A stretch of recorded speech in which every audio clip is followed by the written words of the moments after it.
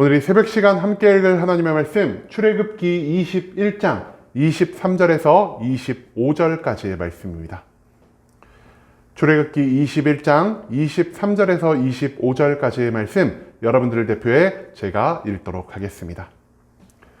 출애굽기 21장 23절 말씀부터 읽도록 하겠습니다. 그러나 해가 있으면 갑되 생명은 생명으로, 눈은 눈으로, 이는 이로, 손은 손으로, 발은 발로, 된 것은 된 것으로, 상하게 한 것은 상함으로, 때린 것은 때림으로 갚을지니라. 아멘. 오늘 이 시간 우리는 동태복수법이라는 제목을 갖고 오늘 우리가 읽은 하나님의 말씀 함께 나누는 시간 갖도록 하겠습니다. 오늘 본문 말씀인 출애굽기 21장에서 우리는 사람의 육신과 생명에 관한 법규를 배울 수 있게 될 것입니다. 특히 오늘 말씀에서 우리는요, 신약의 관점으로는 좀처럼 이해하기 힘든 하나님의 동태복수법이 무엇인지에 대해서 발견할 수가 있는데요. 그렇다면 이 동태복수법 우리가 어떻게 받아들여야 하는지 오늘 본문 말씀을 통해서 함께 알아보는 시간 갖도록 하겠습니다. 여러분, 이것을 알아보기에 앞서서 우리가 먼저 동태복수법이 무엇인지를 함께 찾아볼 필요가 있을 것 같습니다. 동태복수법이라고 말을 하면은 여기서 조금 이 단어가 익숙하지 않은 분들이 굉장히 많을 것 같은데요. 이 동태복수법을 풀어서 설명을 하면은 여기 앉아 계신 모든 분들이 모두 알만한 단어라고 생각이 듭니다.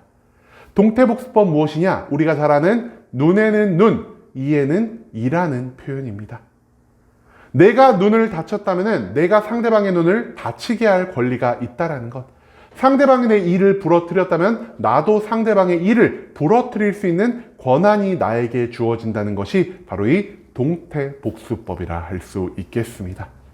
이것은요, 피해자의 관점에서는 굉장히 큰 통쾌함을 선물해주는 복수법이라 할 수 있겠습니다. 또한 오늘날과 같이 법의 강도가 점점 약해지는 시기에 무엇보다 필요한 법률 중 하나라는 이러한 생각이 들게 하는 법 중 하나라 할 수 있겠습니다. 하지만 하나님은 단순히 우리에게 복수를 정당화하기 위해서, 우리의 마음에 통쾌함만을 주기 위해서 이러한 법을 주신 게 아니라는 사실을 우리가 오늘 말씀을 통해서 반드시 배워가야 한다는 것입니다. 여러분, 동태복수법은 분노에 찬 피해자가 복수할 수 있는 심판의 한계를 안겨주는 법이라 할 수 있겠습니다. 인간은요, 하나님처럼 죄에 합당한 완전한 심판을 내릴 수가 없는 존재입니다. 왜냐? 감정에 휩싸인 복수자는요, 상대방이 나에게 지은 죄 이상으로 갚아주려 하는 마음이 존재하기 때문이라는 것이죠. 누군가 피해를 받은 사람이 온전한 이성과 합리성을 가지고 나에게 피해를 준 사람에게 그에 합당한 처벌을 온전히 내릴 수가 있겠습니까? 그러한 일은요, 이 세상에서 정말 극소수만 할 수 있는 일이란 사실을 우리가 또한 기억할 수 있기를 소망합니다. 예를 들어 봅시다. 누군가 제 오른쪽 눈을 다치게 했습니다. 그리고 제가 그 오른쪽 눈을 다치게 한 사람에게 복수를 할 수 있는 기회가 주어졌습니다. 그렇다면은 그 사람이 제 오른쪽 눈을 때린 것처럼 저도 그 사람의 오른쪽 눈만 때리는 것에서 저의 모든 복수를 마쳤다 할 수 있을까요? 복수심에 불타는 저, 분노에 불타는 저는요, 절대 그렇지 않을 것입니다. 그 사람의 오른쪽 눈을 때리고, 그 사람의 왼쪽 눈도 때리고, 그 사람의 귀와 코와 입까지 모든 것을 때림으로 인해서 나의 마음에 통쾌함을 갖고자 하는 존재가 바로 우리 인간들이라는 것입니다. 또한 누군가 제 왼쪽 팔 하나를 잘랐다라고 생각을 해봅시다. 제가 그 사람에게 복수를 할 수 있는 상황이 닥쳐왔을 때 저도 딱 그 사람의 왼쪽 팔만을 자를 수 있을까요? 그렇지 않다라는 것입니다. 이 감정의 동물인 인간은요, 내가 상대방의 왼쪽 팔만 자르는 것이 아니라 오른쪽 팔도 자를 것이요, 기회가 된다면 내가 그 사람의 두 다리도 자르려는 그 복수에 불타는 마음을 가진 존재가 될 수밖에 없다는 사실을 우리가 또한 기억할 수 있기를 소망합니다. 그렇기 때문에 하나님은요, 우리의 삶 가운데 이 동태복수법이라는 것을 허락해 주셨다는 것이죠. 동태복수법에 의거한 우리의 최대한의 복수는 무엇입니까? 누군가 너의 눈 하나를 다치게 했을 때 너가 그 사람에게 할 수 있는 복수의 한계는 눈 하나뿐이다. 누가 너의 팔을 잘라갔을 때 너가 그 사람에게 할 수 있는 복수의 한계는 팔 한쪽만을 잘라가는 것이다 라는 사실을 하나님은 우리에게 이 동태복수법을 통해서 허락해 주고 계신다는 것입니다. 즉 동태복수법으로 인해서 우리는 하나님이 허락하시는 그 범위 내에서만 타인에게 복수할 권한을 가지게 되었다는 것이죠.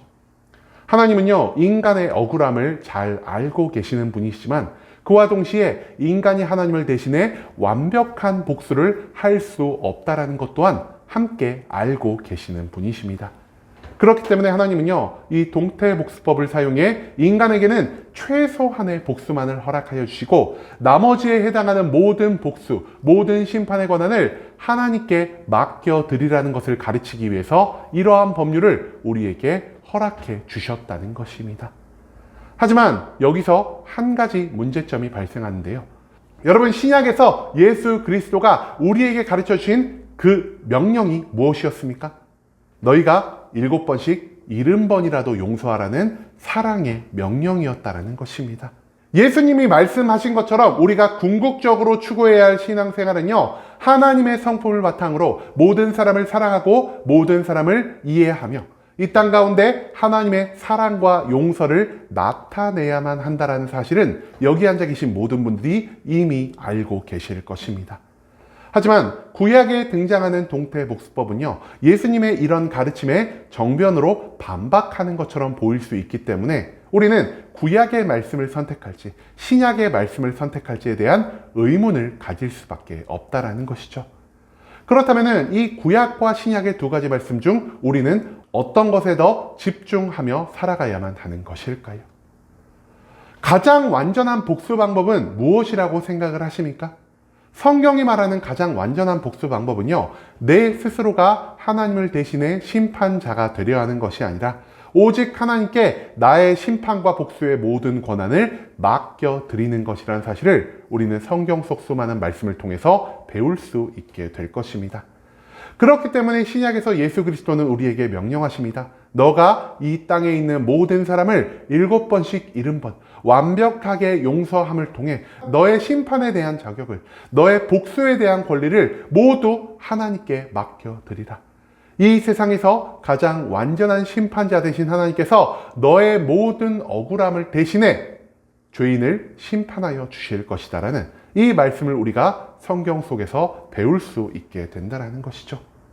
하지만 그럼에도 하나님은 성경 가운데에 이 동태복수법의 말씀을 남겨주셨습니다. 왜 하나님이 동태복수법의 말씀을 우리에게 남겨주셨을까요? 아직 모든 것을 용서할 수 있는 믿음의 수준에 이르지 못한 사람이 너무나 많기 때문입니다. 모든 것을 용서해야 하지만 모든 것을 용서할 수 없는 우리가 단순히 고통과 괴로움 가운데에서 마음의 고통을 받아가며 시름시름 앓다가 그것으로 인해 스스로의 목숨을 끊거나 그것으로 인해 이 세상에 더욱 큰 죄악을 만들어내는 것을 하나님은 원치 않으셨다라는 것입니다. 그렇기 때문에 하나님은 우리의 억울함을 해소할 수 있는, 우리가 정말 하나님의 뜻에 따라 최소한의 복수의 한계를 정할 수 있는 이 동태복수법의 말씀을 우리에게 허락해 주셨다는 것, 그것을 우리가 오늘 본문 말씀을 통해서 배울 수 있게 된다는 것입니다. 또한 하나님은요, 우리가 저지를 수 있는, 복수자로서 가질 수 있는 과한 복수를 멈추게 하심으로 인해서 진정한 복수는 오직 하나님만 해주실 수 있는 것이다. 온전한 심판은 오직 하나님께 맡겨드릴 때 발생할 수 있는 것이다라는 사실을 우리에게 가르쳐 주고자 하신다는 것입니다.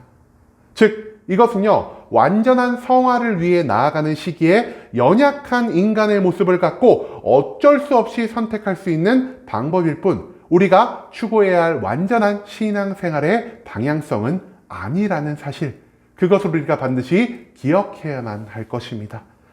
동태복수법이 성경에 나왔다고 하여서 우리가 무조건 그것을 선택해 너가 나의 눈을 다치게 했어? 나도 너를 때릴 거야. 너가 나에게 이런 거짓말을 했어? 나도 너에게 이런 거짓말을 하며 살아갈 거야 라는 이런 악한 마음을 가지고 살아간다면 동태복수법을 선택하는 것이 오히려 우리를 하나님에게서 더욱 멀어지게 만들 것이요. 이 세상 가운데서 우리가 하나님의 빛과 소금의 온전한 역할을 감당하지 못하게 할 수밖에 없다는 사실을 우리가 절대 잊어서는 안 된다는 것이죠. 동태복수법은요, 필요 악이자 우리에게 있어서 차선의 선택지로만 사용되어야 한다는 사실을 우리가 또한 오늘 말씀 가운데에서 배울 수 있게 되기를 소망합니다. 우리 신앙생활의 최종 목적지는요, 완전한 사랑과 용서라는 사실을 잊지 말아야 할 것입니다. 하나님은 사랑과 용서를 추구하게 하시면서도 우리의 연약함을 배려하시는 분임을 우리는 오늘 본문의 이 동태복수법을 통해서 배울 수 있게 된다는 것이죠. 하지만 스스로 복수하는 존재가 아닌 하나님의 성품을 바탕으로 하나님의 심판을 구하며 내 복수의 모든 것들을 맡겨드리는 것이 우리 그리스도인에게 주어진 참된 의무란 사실을 우리가 기억할 수 있기를 소망합니다. 구약과 신약의 모든 말씀을 통해서 우리의 믿음을 점점 키워가며 궁극적으로는 내가 하나님을 대신해 복수하고 심판하는 자가 되는 것이 아니라 하나님께 우리의 복수와 우리의 심판의 모든 것들을 맡겨드리며 이 땅 가운데 하나님이 원하시는 사랑과 용서의 모습을 전파하며 살아갈 수 있는 순복음 함께하는 교회 모든 성도님들이 될 수 있길 간절한 마음으로 소망하겠습니다.